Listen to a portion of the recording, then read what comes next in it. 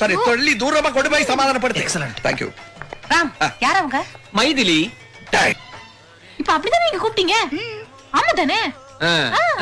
ஞொட்டு. யாரு? இல்ல இதோ வரேன். அதாவது உங்க காது தவறி என் வாயில விழுந்திருக்கும். காது தவறி வாயில விழுந்துச்சா? வளரல. என்னப்பா இது? இல்ல அது என்னன்னா, நான் வந்த அவளை மைத்துனின்னு கூப்பிட வந்தது காது தவறி உங்களுக்கு மைத்திலின்னு கேட்டிருக்குன்னு சொல்ல வரேன்னு நினைப்பீங்க. அது இல்ல, நான் அவளை மைத்துனின்னு கூப்பிட வந்தது மைத்திலின்னு ஏன் வாய் தவறி வந்துருச்சு அவ்வளவுதான். ஓகே, நேக்கு புரிஞ்சிருத்து. அவ மேகியோட சிஸ்டர். ஓ, அனித்தியானோ?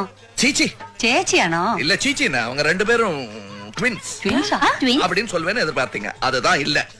அவங்க ரெண்டு பேரும் சாதாரணமா எல்லாரையும் போல அண்ணன் தம்பியா பிறக்க வேண்டியவங்க அக்கா தங்கையா பிறந்துட்டாங்க. அக்கா தங்கச்சிக்கிற ஜாட வேற வேறையா இருக்கு. மாமா நான் ஒன்று சொல்லட்டுமா? கேள்வி கேட்கறது ரொம்ப ஈஸி மாமா, பதில் சொல்றதுதான் கஷ்டம். சொல்லி பார்த்தாதான் தெரியும். உடனே நீ என்னப்பா எதுக்கு டென்ஷன் ஆற? எனக்கு ஒரு டென்ஷன் இல்ல. நான்